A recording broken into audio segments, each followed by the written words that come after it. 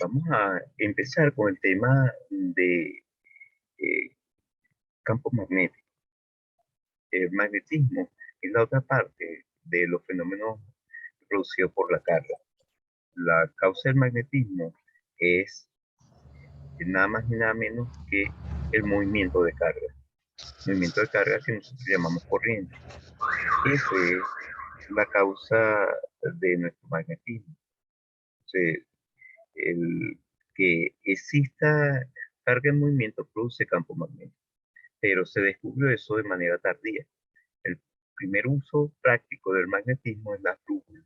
Sabemos que el, un material llamado magnetita tiene la cualidad de poder atraer o repeler a otros cuerpos metálicos. Entonces, ese es el imán natural y el hecho es que este imán natural se presenta en varios sitios. Una cualidad que tiene él es que puede utilizarse para construir brújulas. Ahora, la utilización de la magnetita para construir brújulas se conoce hace mucho tiempo. Se dice que los primeros que hicieron eso fueron los antiguos chinos, el- pero no se sabía la causa del magnetismo. La causa del magnetismo fue estudiada eh, en el siglo XIX. De hecho, un físico químico que estaba haciendo algún experimento y por casualidad le estaba haciendo pasar una corriente eléctrica a algo y tenía una brújula cercana y se dio cuenta que cada vez que la corriente circulaba, la brújula cambiaba de orientación. Y él concluyó de manera correcta que la corriente produce campo magnético, pero no llegó a más que eso, no avanzó mucho más allá. Entonces, ese señor se llama Hans Christian Oester. El experimento de Oester es la clave. ¿Qué pasó con el señor Oester? Él era de origen alemán y encontró que las corrientes producen campos magnéticos. No avanzó mucho más allá, pero en su país vecino, en Francia, otras personas se dedicaron a continuar los estudios. Ahora, noten que la Tierra, el planeta Tierra, es un gigantesco imán. Este imán, el imán llamado planeta Tierra, tiene lo que vamos a llamar polos. El imán tierra tiene la cualidad de que si lo colocamos en presencia de otro imán, o lo trae o lo repele. Se nota que cuando uno tiene un determinado imán, el imán tiene la cualidad, de que no sea el imán tierra, de que si permitimos que él gire bajo la influencia de la Tierra, él va a orientarse en la dirección norte-sur. Aquella parte del imán que se orienta hacia el norte la llamamos polo norte del imán, y aquella parte del imán que se orienta hacia el sur la llamamos polo sur del imán. Pero noten que el hecho es que si se colocan dos imanes, los cuales ya uno haya identificado el polo norte y el polo sur, va a ocurrir entonces un fenómeno interesante, que es que el polo norte repele al polo norte y atrae al polo sur. Y polo sur hace lo mismo, repele al polo norte, perdón, repele al polo sur y atrae al polo norte. Dicho de otra manera, polos distintos se atraen y polos iguales se repelen. Similar a lo que le ocurre a las cargas. En la Tierra, entonces, debe ser un imán de forma tal que cumple con esa misma propiedad. Por lo tanto, lo que nosotros llamamos polo norte de la Tierra debería ser el polo sur geográfico, pero magnético. Entonces hay dos nortes, un norte geográfico y un norte magnético. El norte geográfico es hacia donde apunta la brújula cuando la brújula está apuntando hacia el norte. Y allí debe haber un polo sur, hacia allá debe haber un polo sur magnético, porque el polo norte de la brújula se dirige hacia el polo sur. Se noten que hay dos tipos de polo, norte geográfico y norte magnético, es decir, polos magnéticos y geográficos. Ahora, Una cualidad importante que tienen los imanes es la siguiente. El imán va a tener entonces polos, pero esos polos siempre están juntos. Los polos de los imanes siempre están juntos, es decir, no hay un imán que le podamos separar el polo norte del polo sur. Todos los imanes siempre tienen la cualidad de presentar un polo norte separado del polo sur, perdón, unido al polo sur, están juntos. No hay la posibilidad de tener lo que podríamos llamar un monopolo aislado. Eso no existe, aunque teóricamente sí, pero no lo han encontrado los que hacen experimentos. Ahora, el hecho interesante es que la persona que empezó a estudiar esto de manera matemática fue el señor Coulomb. Cuando hizo el experimento de Coulomb, él se dio cuenta que si las cargas se movían, aparecía otro tipo de fuerza y por lo tanto puso a las fuerzas en estado estacionario, las cargas en estado estacionario. El, la ley de Coulomb es estrictamente válida para cuando las cargas están en reposo, aunque hay un estado llamado cuasi estacionario, que para ellas se pueden mover lentamente y se puede aplicar la ley de Coulomb. El hecho es que si se estudia la fuerza que la carga 2 recibe debido a la carga 1, cuando ella se está moviendo, la ecuación que define esa fuerza es una ecuación más complicada. Vean, es esta, donde mu sub 0 es una nueva constante, ya la vamos a definir luego. Luego, vean que hay velocidad de la carga 1, velocidad de la carga 2, un vector que va de la carga 1 hacia la carga 2, esto sería un vector unitario, tenemos el producto de las cargas, esta es la distancia que separa la carga 1 de la carga 2, y mu sub 0 es una constante. En el sistema internacional es 4 pi por 10 a la menos 7 Henry sobre metro, que es, es una unidad que vamos a definir luego.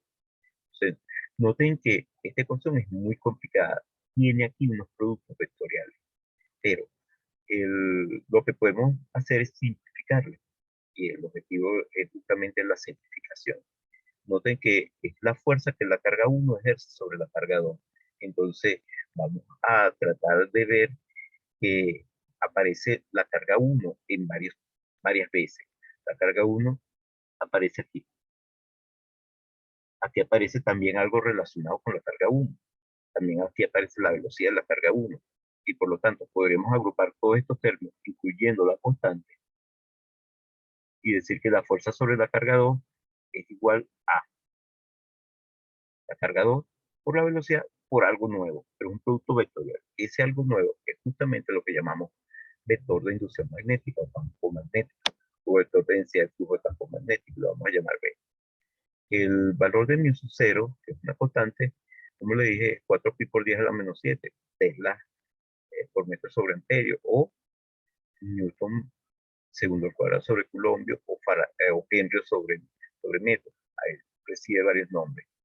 Vean lo que yo les estaba mencionando. Esta cantidad es la que vamos a llamar campo magnético. Lleva dos nombres, realmente lleva dos nombres. Se llama vector de inducción magnética y también se llama vector de densidad de flujo de campo magnético. Es uno de los pocos vectores de la física que llevan un nombre. Si se sustituye esta definición en la relación anterior, nos queda entonces que la fuerza es igual a la carga por la velocidad cruz de ese nuevo vector. Esta ecuación.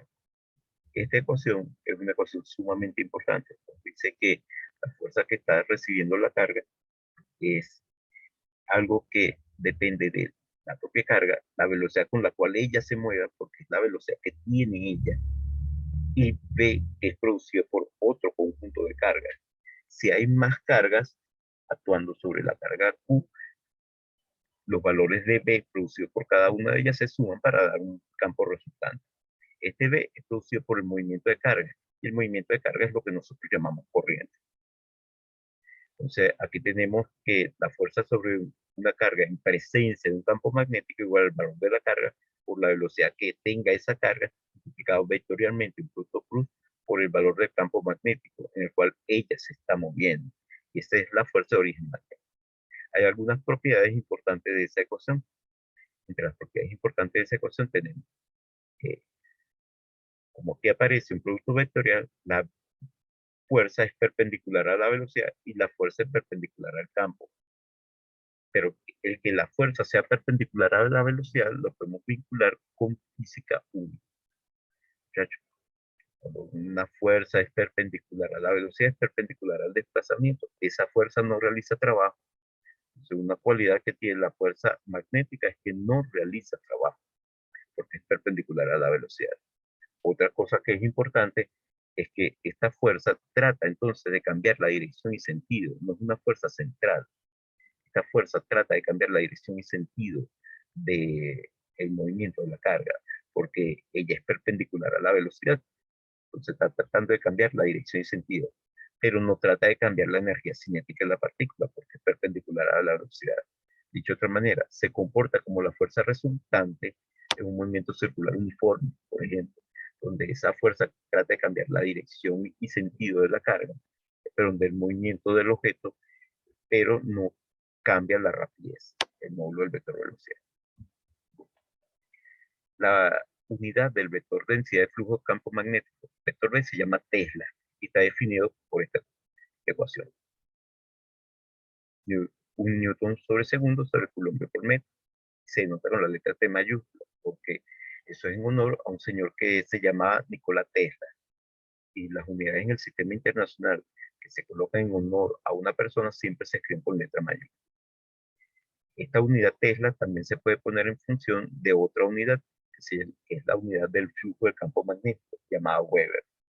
Nuevamente, el nombre de una persona se escribe con doble mayúscula. Es una de las pocas unidades del sistema internacional que lleva dos letras, similar al Pascal, que es la unidad de presión del sistema internacional. Si sobre una carga están actuando fuerzas tanto eléctricas como magnéticas, la fuerza resultante será la suma de esas dos fuerzas. Carga por el campo, fuerza eléctrica; carga por velocidad por el campo, la fuerza magnética.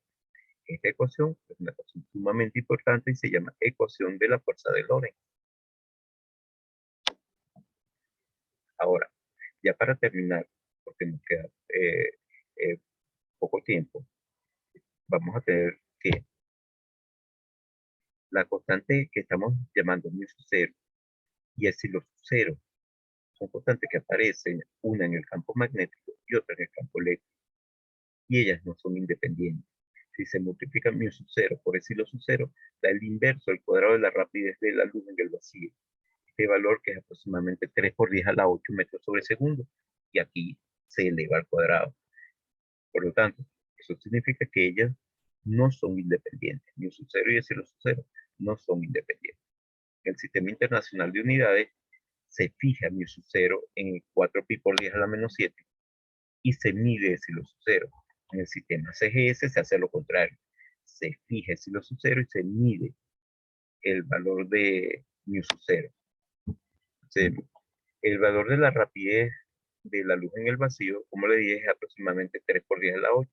Aunque un poco más exacto sería este valor, vean que es un poquitico por debajo de 3 por 10 a la 8. El campo eléctrico y el campo magnético no son entidades independientes. No son entidades independientes. Dependen el uno del otro. Pero cuando las cargas no se mueven de manera acelerada, y nosotros podemos entonces decir que no hay dependencia con el tiempo en el movimiento, en la velocidad de una de las cargas. En ese caso, pues vamos a tener el campo eléctrico y el campo magnético podrían estar ocurriendo por separado, pero hay casos donde ellos están emparejados. Se dice que ellos están emparejados porque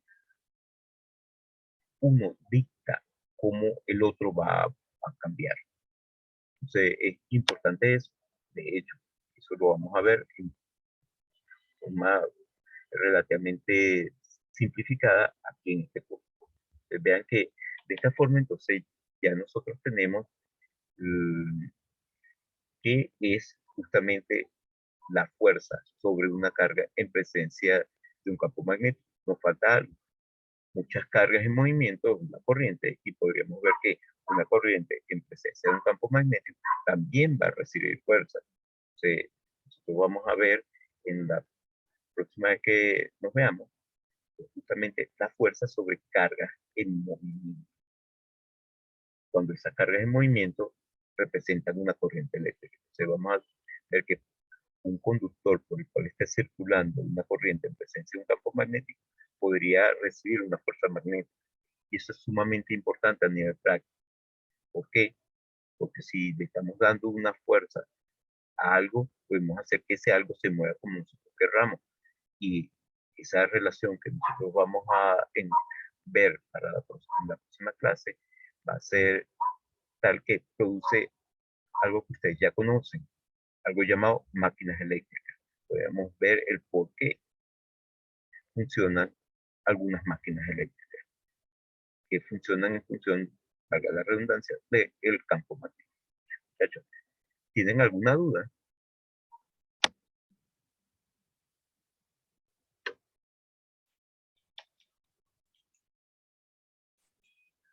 No, profe, era para confirmar, esto es tema del tercer parcial, Ese es tema del tercer parcial, sí. incluyendo el circuito RC, creo que dije. RC, el circuito RC realmente no lo voy a evaluar Ah, ok. directamente en el segundo parcial, pero en el tercer parcial va a aparecer otro tipo de circuito llamado circuito RL. Y el Ah, eso lo circuito había RL comentado. tiene exactamente la misma forma del circuito RC. Y por lo tanto, si entendemos cómo trabajar los circuitos RC, ya sabemos los circuitos RL. Perfecto. Entonces, aquí estamos ya adelantando parte de lo que van a ser los circuitos llamados circuitos RL, que sí van a ser evaluados en el tercer examen parcial. Bueno, muchachos, si no hay ninguna otra pregunta, nos despedimos. Cuídense, muchachos. Cuídese, profe, que se mejore. Gracias.